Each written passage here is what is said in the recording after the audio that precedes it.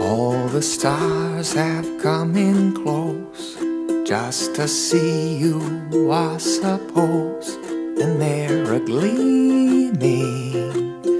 You must be dreaming, and the sun has said goodbye with a twinkle in his eye. He's left the ocean with sweet emotion. We go dancing. Well, hello there and welcome to episode 51 of Little Big Knits. This is a podcast about knitting primarily. My name is Selma and I'm coming to you from Ottawa here in Canada, where I live with my family and our cat Yoda, who I must say is actually sitting on one of my, well, finished object and works in progress. I'll show you a little bit of what she is doing. She's taking care of herself on my sweater. Anyway, at least you got a little bit of a Yoda sighting because she is inside at the moment, which is pretty rare during the summer because she likes to spend most of her time outside in the summer. Did I tell you that I'm coming to you from Ottawa? We are here in Ottawa where it is a little bit overcast. I wasn't expecting this for today. I hope that the sun will come out. We have had a very hot summer this year, I must say. So we actually finally got air conditioning. That was one of the big events of this summer for us. So I think that may be one of the reasons that Yoda's been spending more time inside, because it's actually quite comfortable here. So anyway, so hello, welcome to you, welcome to returning viewers. Thank you for joining me again. And if you're new here today, hello and welcome, and I hope you will enjoy what I have to share with you.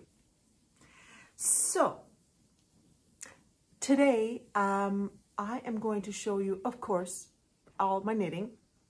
I have a lot of acquisitions. However, I wanted to finish the questions and answers segment. So I think what I'll do is I will do the rest of the questions today, and then next time show you all of my acquisitions and talk about a lot of patterns that I've been getting or receiving lately. So I'll share that with you next time.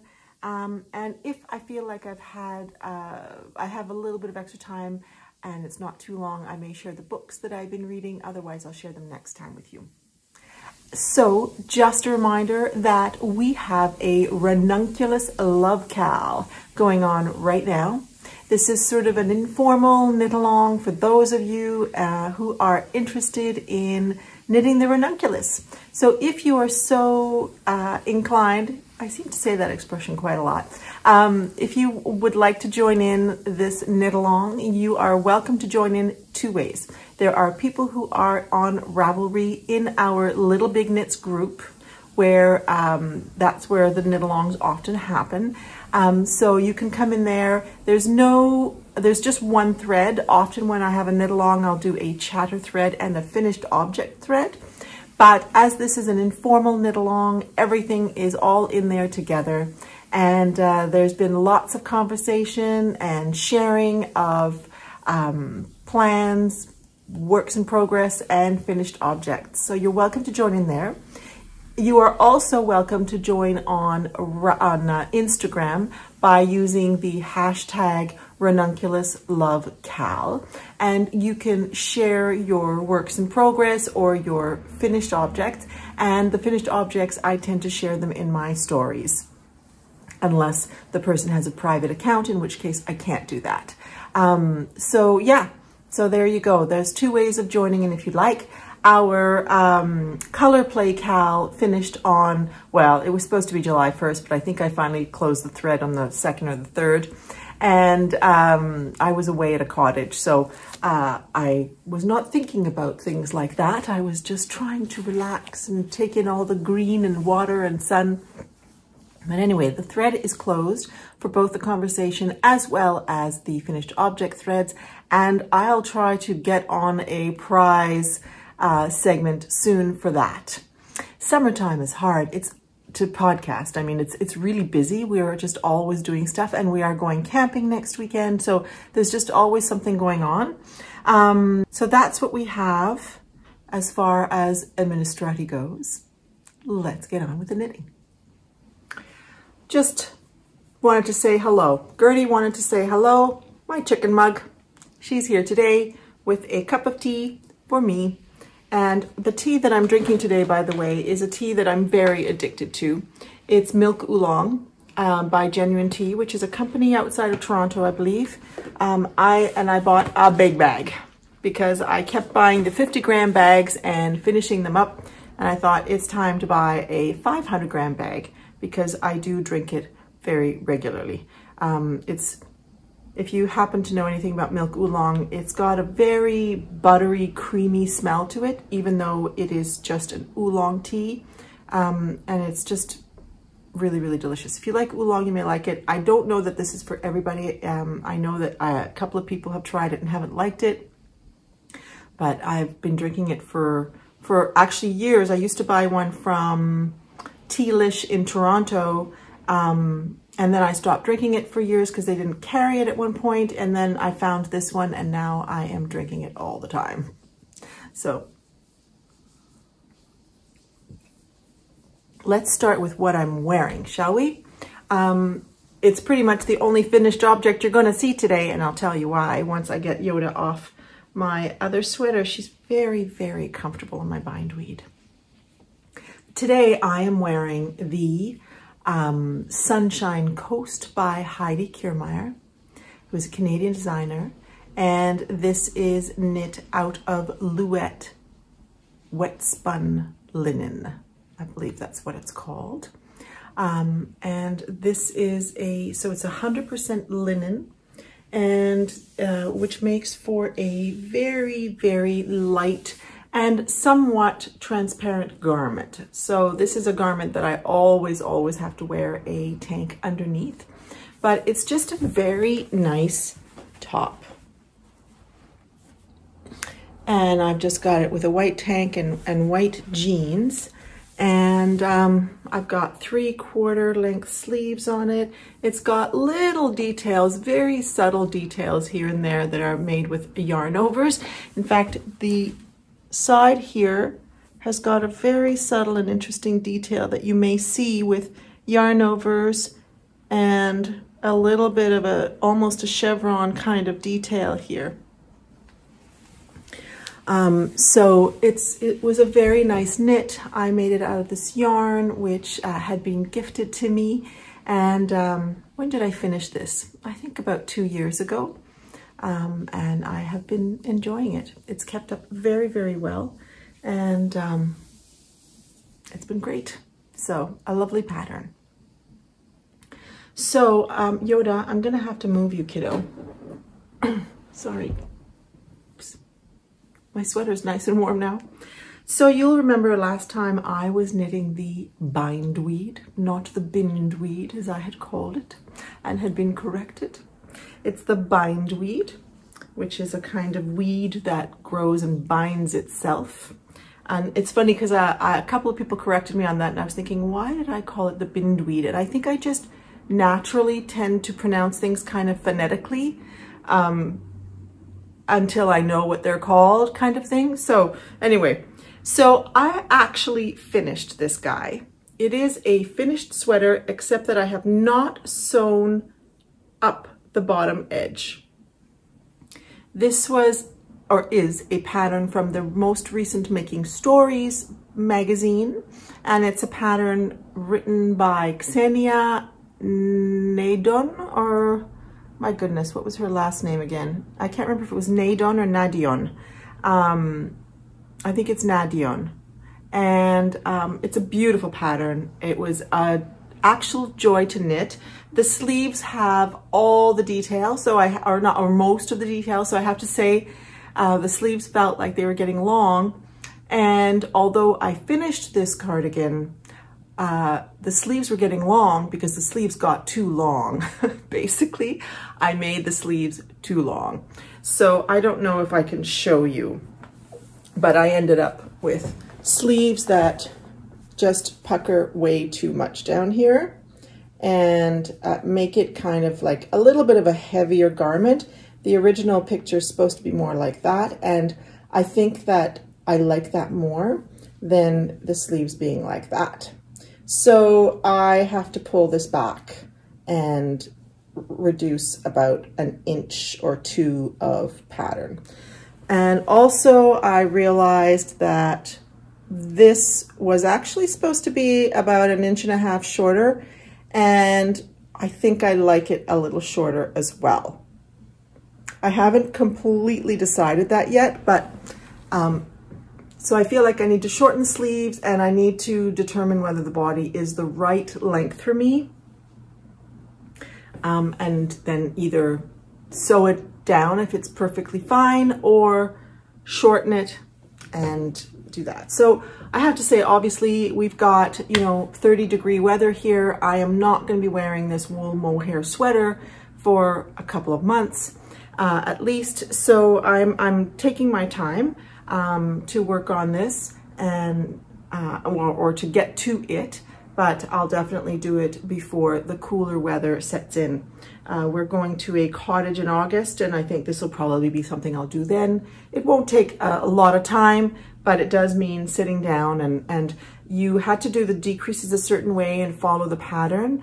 So obviously, you know, like I need the pattern to be able to do that and to sit down and determine how much I want to take off. And so, but this was a beautiful, beautiful pattern. Like I absolutely loved doing the cables and baubles on here. Maybe I loved it so much that I went on too long. And then it's got a lovely, simple sort of cable detail along the front as well. And it's essentially a raglan construction.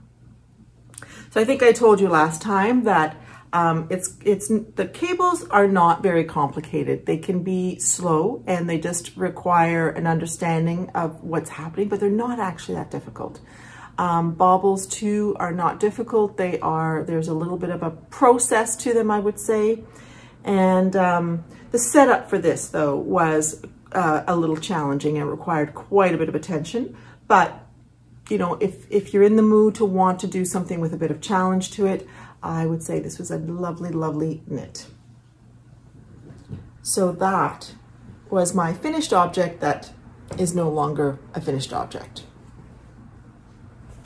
The other thing I wanted to share with you super quickly was, and it's actually still not completely finished, was I told you last time that I was going to lengthen the Loomis sweater that I had finished by Sari Nordlund, and I have actually lengthened it for my friend and reblocked it, so that's done, and I will be giving this to her. So this was the Loomis sweater by Sari Nordlund that I made in Cascade yarn for the blue, and I think this was the white was Galway Heather yarn.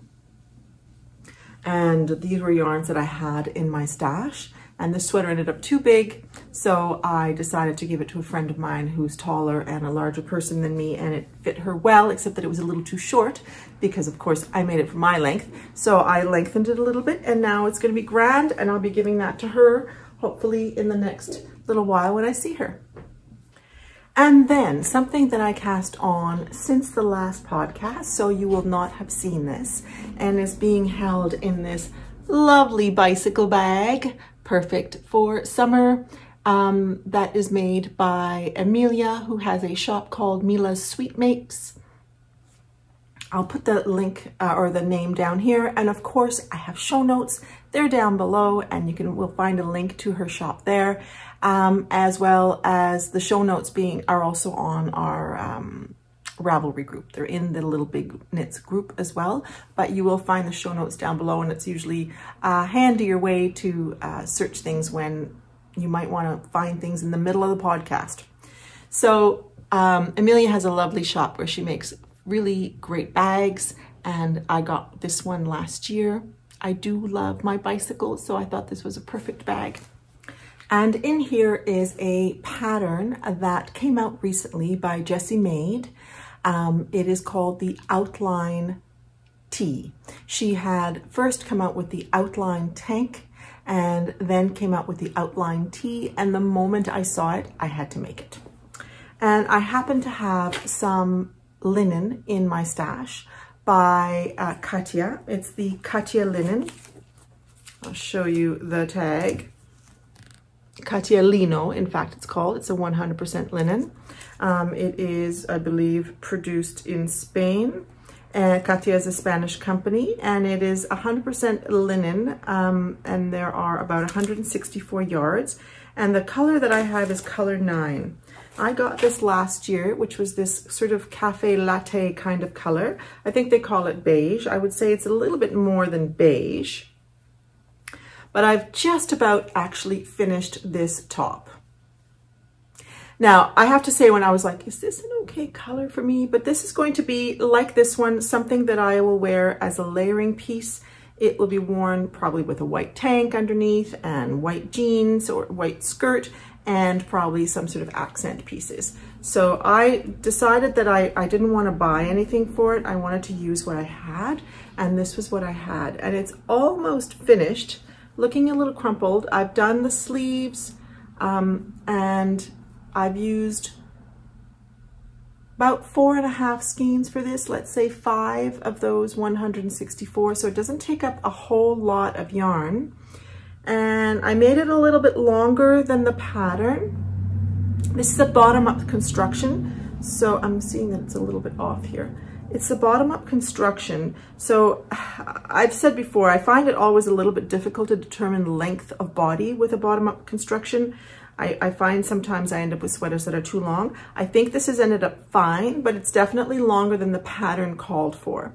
And it is essentially finished, except that she does give you the option of finishing the V and the back with just 1 row of knitting. And I think I'm going to do that because the back of the sweater is rolling down like that. So I guess I know that the women from Espace Tricot made this sweater. I'm not quite sure who made it. And they did a little bit of crocheting along the back edge to keep it up straight. I think I may pick up along the border, which I think will help to straighten up this edge and give this very cool drop stitch feature of the sweater a little bit more prominence, because I think it'll lift this edge a little bit more. So that's what I'm thinking of doing. So I'll do that in the next couple of days. But this was an absolute pleasure to knit. This drop stitch detail is so cool. It's something that you do at the end of the sweater. So you are essentially knitting in stockinette, and then at the end you do the drop stitch, and it's quite fun to watch it happening. So this was really fun. I couldn't put it down, and it's done except for the collar. So you'll definitely see it next time. In the question and answer section that I'll do a little later, I'll be talking a little bit about linen because somebody asked me about it. These 2 linens I'll talk about a little later, but they're very similar. This one's from Louette. This one is from Katia rather, and they're very similar, and I would work with them both again, but I'll talk about their features a little bit later. So hopefully you'll see me wearing this next time with a tank underneath and maybe a necklace of some sort. I kind of feel like it needs some coral to sort of contrast with it. So it is a little bit of an unusual color for me, but I think I like it. I also think that this could be not the only outline tank that I make.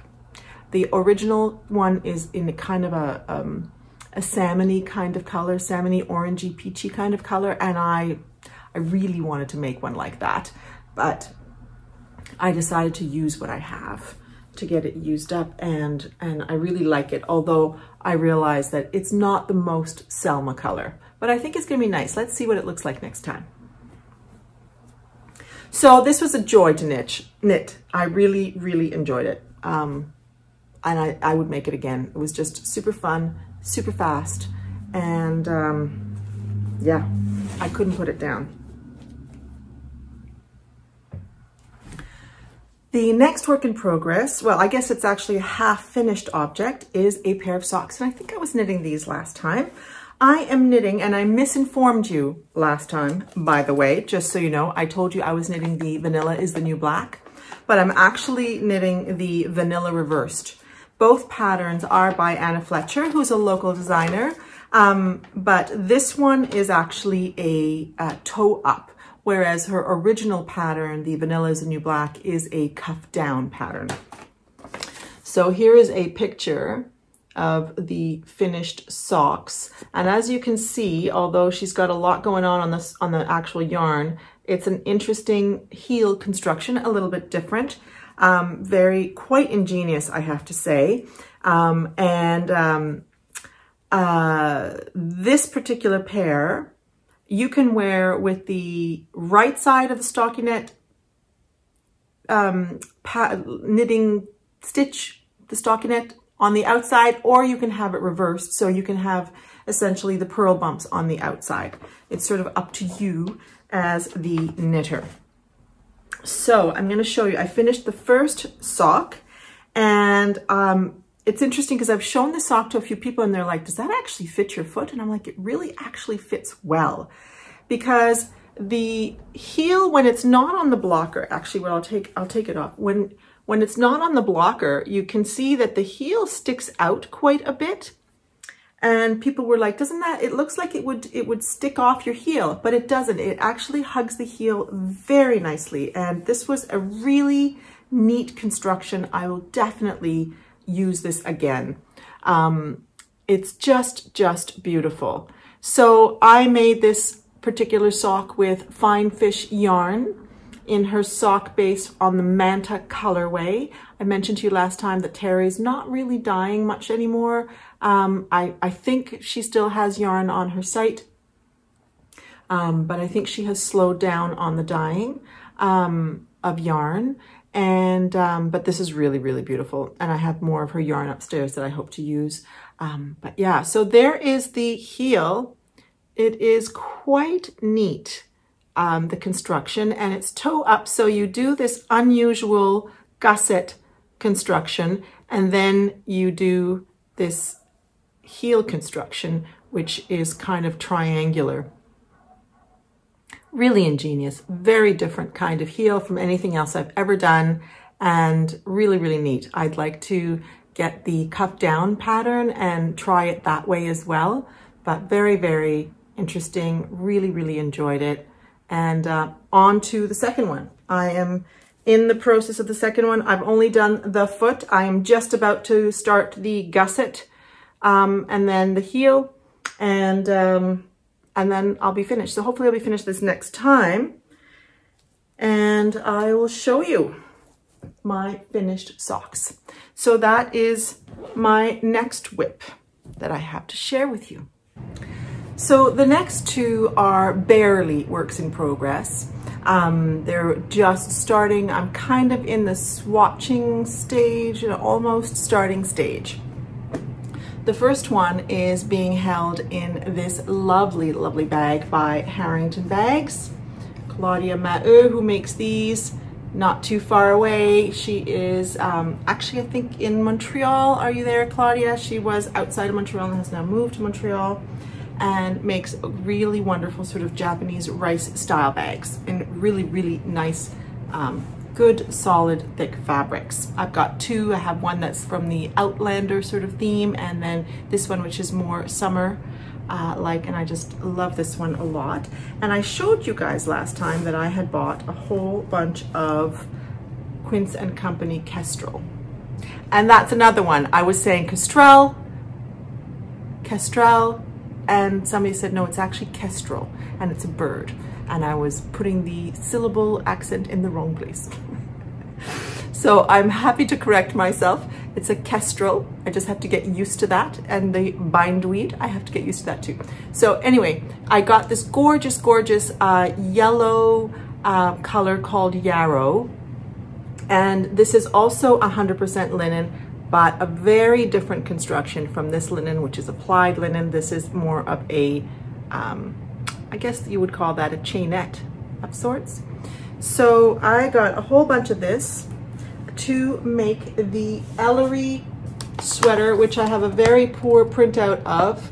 You can't really see it, but it's got a whole bunch of a slip stitch detail in the yoke.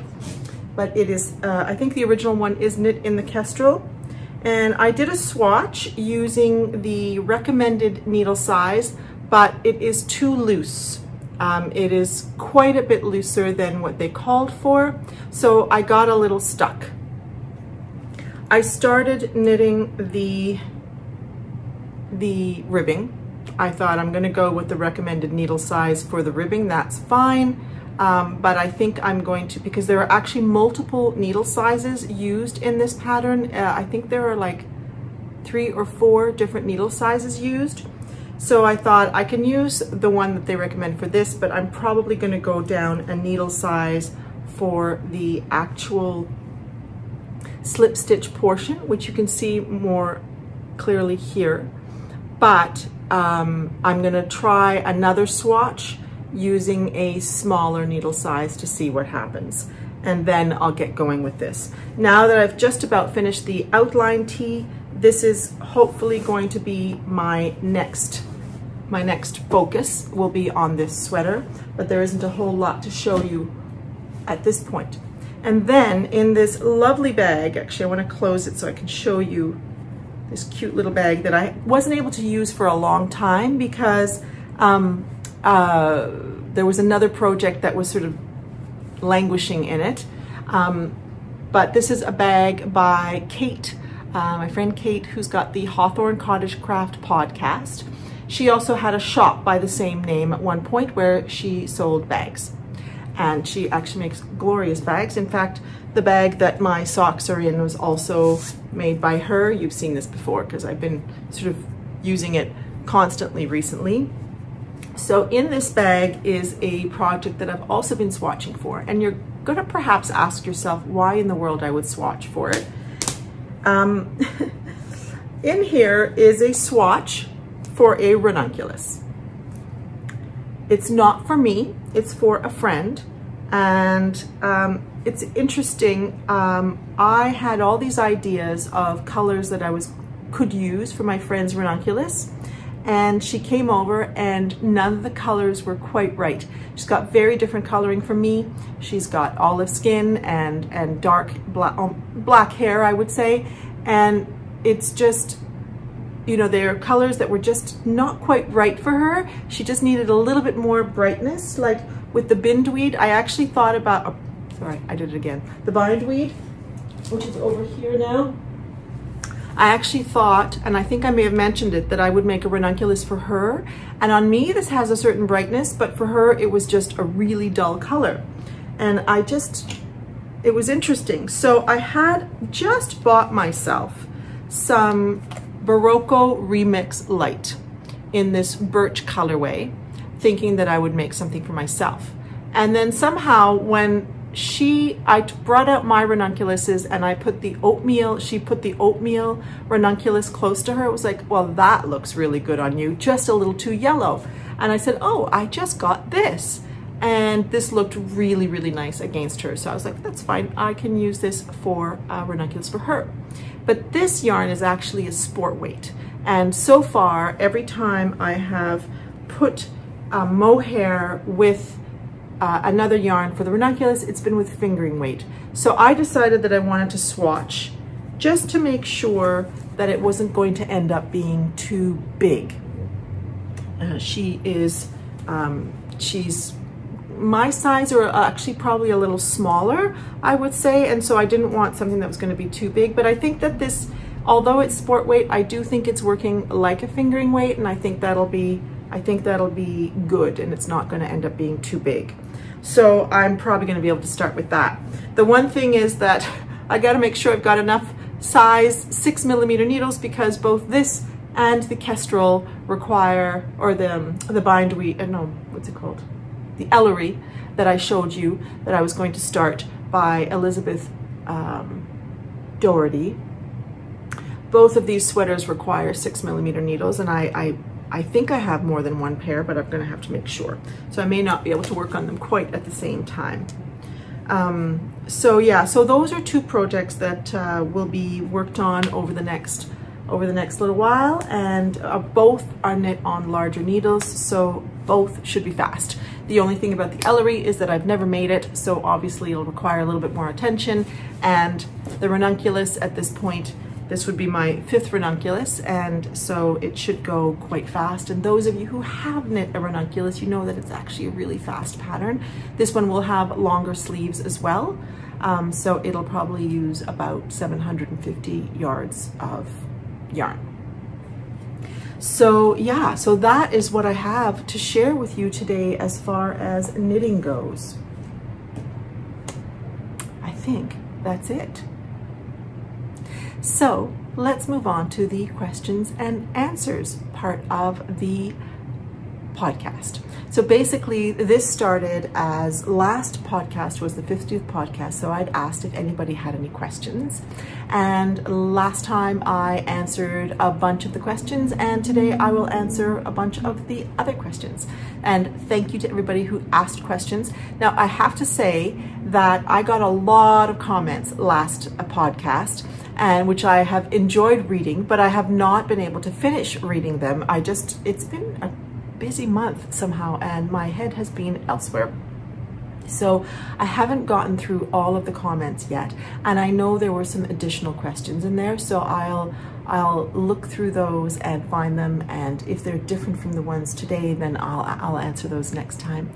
And there were a lot of wonderful comments last time about who you would want to spend your day with if you could. That was a question that was asked of me, and then I sort of asked it back at you, and it was just lovely how many wonderful, wonderful responses there were of family members that you'd like to sit down with, or famous people, and it was really, really nice. So yeah, so let me get the questions out, and then we will sit down and have a little question and answer session. Hello again from Selma of the future. It is a couple of days later, and I'm actually editing the podcast, but I had a little bit of a glitch during the podcast, and I didn't realize that a whole segment did not record. So I believe I was talking about, somebody asked me how many sweaters I have knit. And I believe I started talking to you about the fact that I started knitting sweaters when I was 14, 15 years old. And my first sweater, I've mentioned before, was a gray mohair sweater that was knit in pieces from the bottom up. And then I didn't really stop knitting sweaters after that. Some of the sweaters that I knit in my adolescence, I didn't keep. I remember making a green mohair sweater afterwards that had cables, and I didn't like it when it was finished, so I gave it to a friend of mine. And I think there were a couple that weren't finished. So yeah, so that's where I'll be talking next. I was talking and my camera died. So I think I was telling you about the green mohair sweater that I ended up giving to a friend. It had cables on it. And I never really stopped knitting sweaters. So the sweaters that I have right now, I'm gonna say I probably have about 50 sweaters, considering, and skirts, because I've also knit skirts in summer and winter garments. So I think something like that. I'd rather not count. I'm sure if I went through my Ravelry project page, I think I'd probably have about that. Of course, I've made sweaters for other people as well. They're not all my sweaters. And then there have been some duds along the way that have been given away, or sometimes like my lume, I'll make a sweater and realize it's not quite for me, so I'll end up giving to somebody. So yeah, but I think that's probably about a fair game number, 50. Let's just say 50. And do I have a favorite construction is the follow-up question to that. And I'm gonna say no. I really do like all kinds of constructions. I think that I tend to choose a variety of constructions. This is a sort of, this was a raglan construction, and a very nice raglan construction. One thing about raglan construction sometimes is I look very much about how they've constructed the raglan in terms of the proportion of stitches here and the proportion of stitches there, because sometimes I find there's too much fabric in either at the top of the arms or at the top of the chest, and there can be this like weird concentration of stitches here. So I really like a top-down raglan sweater, but I look for that a lot. I love yoked sweaters.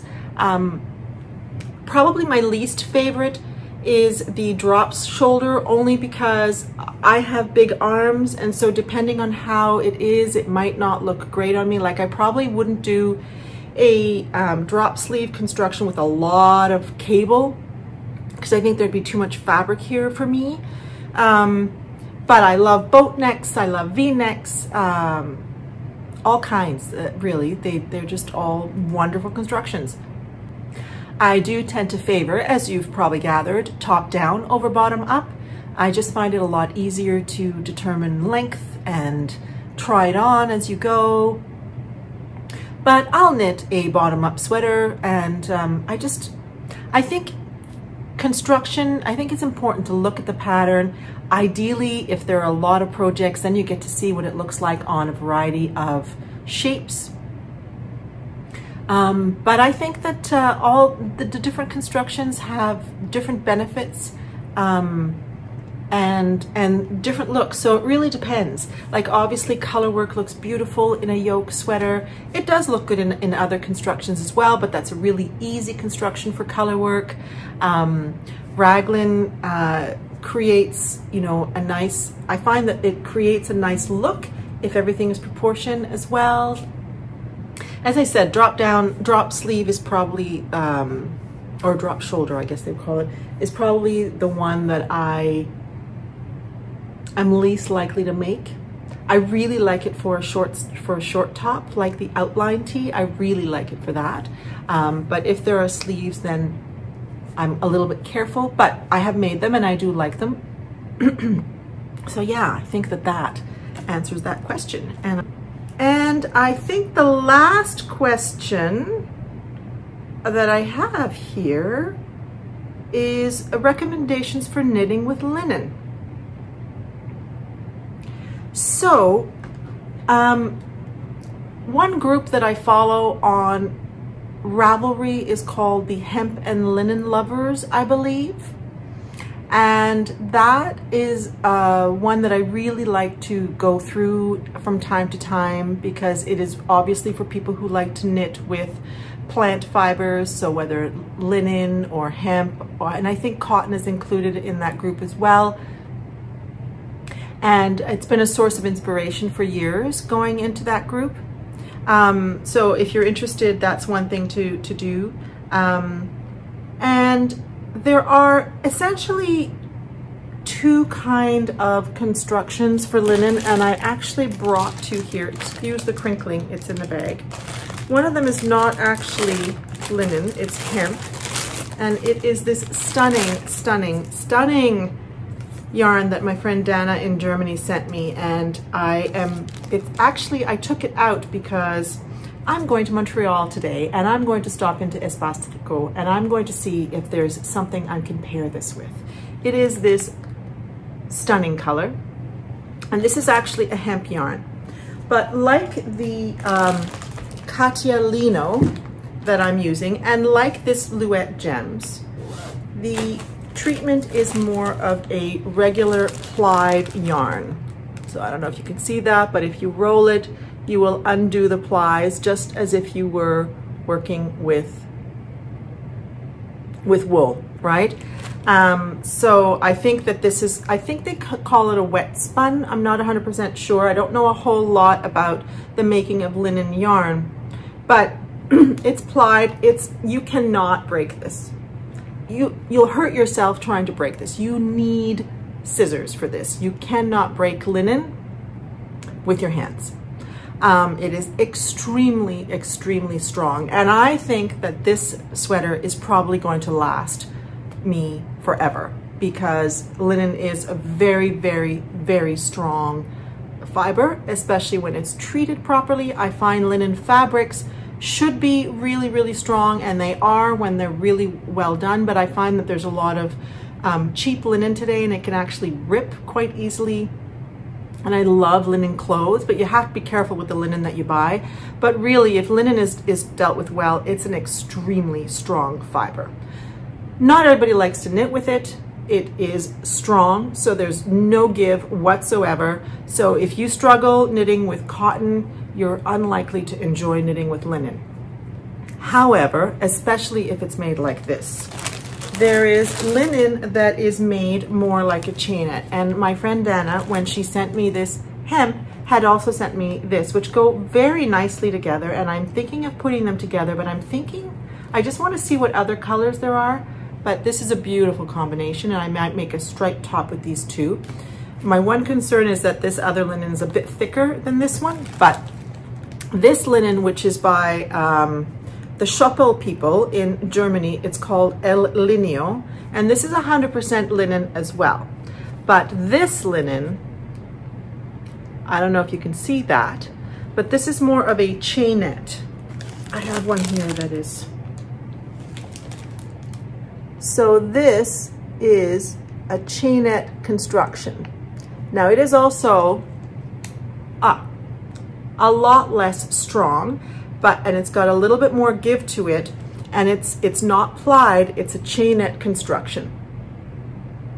And this behaves more like it's a little bit softer. This kind of linen has a bit of a straw feeling to it, whereas this creates a softer garment. I knit a sweater cardigan called the Summer Solstice, which I knit with Lang Lino, and it is a chainette, and it really does, it creates a little bit more of a softer garment of something that you would expect, whereas this tends to be more straw-like. I really enjoy wearing it. And it's not scratchy by any means, but it does have a crispness to it, whereas this creates a softer fabric. So, and they do behave differently. This is more likely to fill in the gaps a little bit, whereas linen like this I find tends to be a little bit more transparent, and probably requires something underneath, whereas this you can create a more sort of solid garment with. So those are two very different constructions with this fiber, and I can't say for sure, but I think that this would be softer on the hands if you get a chainette. I know that Knit Picks in the States makes the Lindy chain yarn, and that's a chainette, one that I would very much like to try. I think Shibui has one as well. I can't remember, it's not the Reed. I think it was one of the other ones that I think is also a linen chainette. So two very different price points, because Shibui tends to be quite highly priced, whereas Knit Picks tends to be quite reasonably priced. So I would say the treatment of the linen really matters. Linen has a tendency to create a little bit of a bias, and this sweater doesn't seem to do it for some reason. This is the Louette, and it doesn't seem to do it. I think that the outline tee may be doing it, but it's a little too early for me to say. But some linen, as you knit stockinette with it, will tend to have a bit of a twist to it.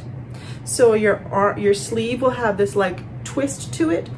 That can be fixed by patterns, right? So if there's a stitch pattern of some kind, that will correct that. It's an unusual feature of linen, and I'm not 100% sure why.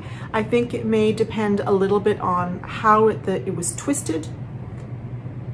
And perhaps this one doesn't have that twist, so it really hasn't done it. And I don't think this one is doing it, but it's too early for me to say. So yeah, I absolutely love working with linen, but choosing a garment to make with linen or anything, you have to think that it's going to have drape. It's not a light, lofty yarn that is going to hold a construction. So something like this that has a nice drape, the outline tee as well. There are lots of wonderful tops that you can make with it. And actually I have some linen upstairs. I was thinking maybe I should make a linen shawl that would be kind of like a little summer accent piece. or a nice flowy cardigan. But you certainly wouldn't want to use 100% linen to make, you know, a sweater that has like a round neck with a button band and that you expect to sit a certain way, because it probably won't do that.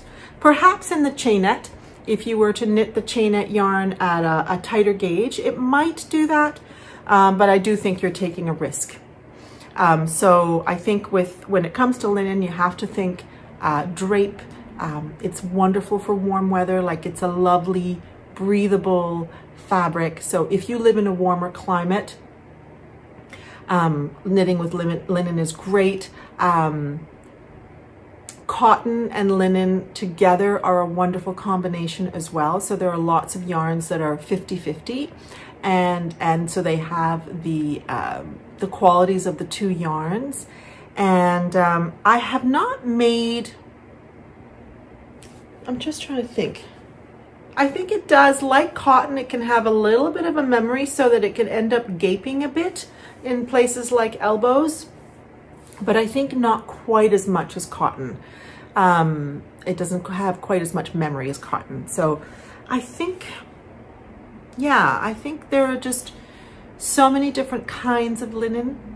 I know that a huge viewer base of mine is in the States, and so Knit Picks is a great one to try.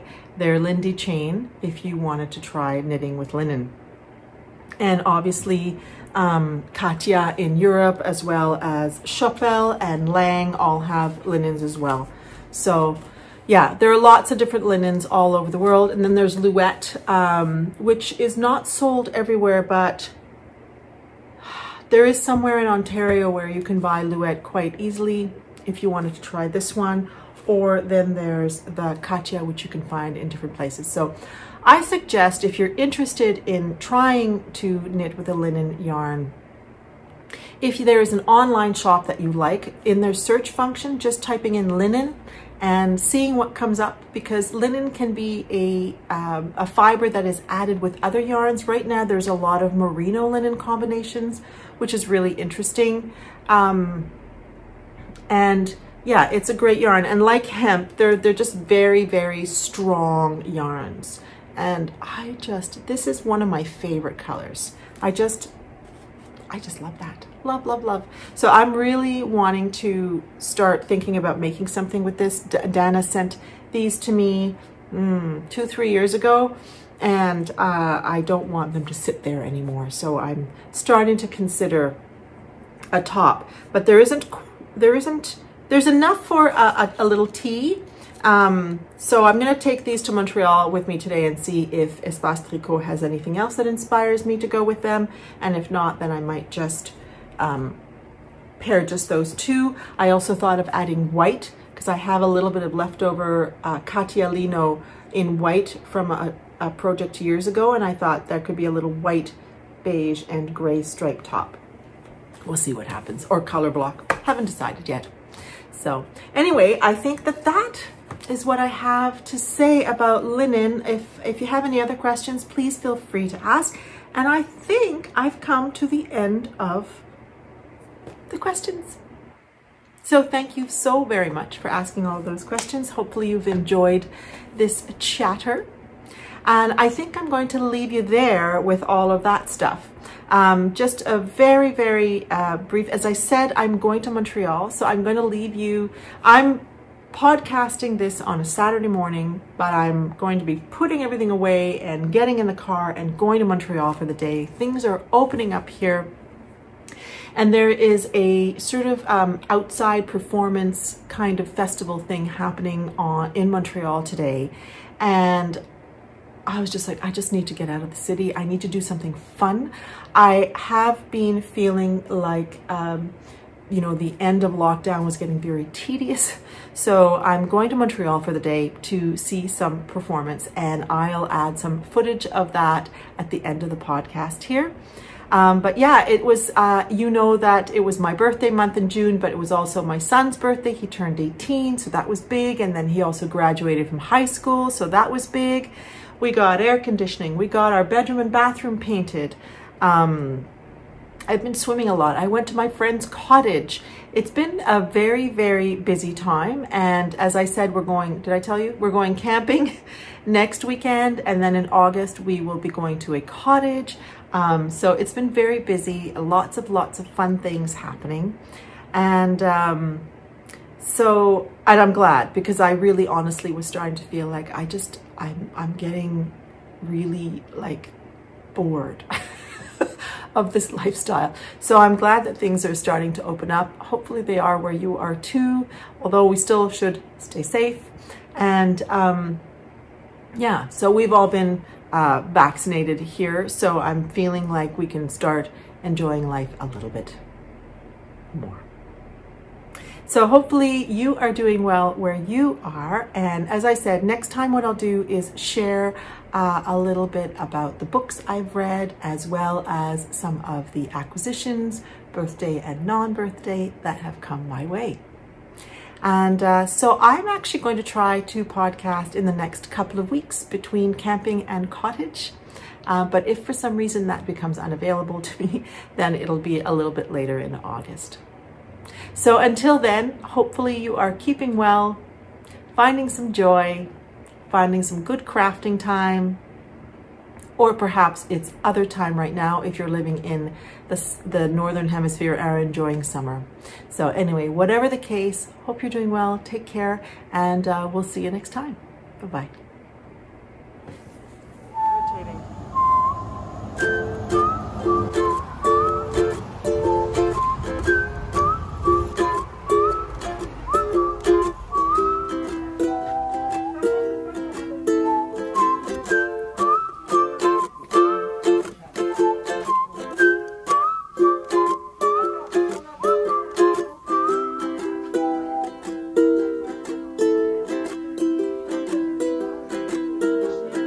All the stars have come in close just to see you, I suppose, and they're a-gleaming. You must be dreaming, and the sun has said goodbye with a twinkle in his eye. He's left the ocean with sweet emotion. We go dancing in the rain, riding on a midnight train, away so slowly. And the moon is looking down on the sleepy side of town, and he's so lonely.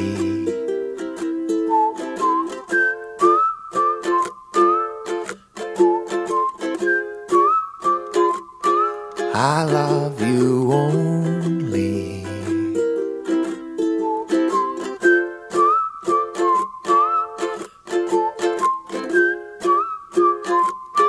I love you only.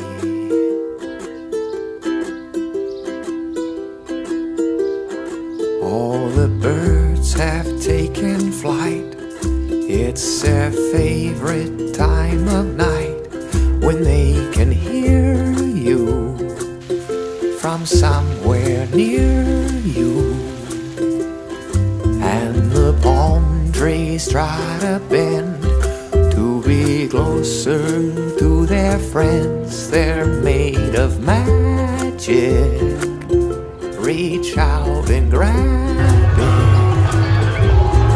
We go dancing in the rain, on the midnight train, away so slowly.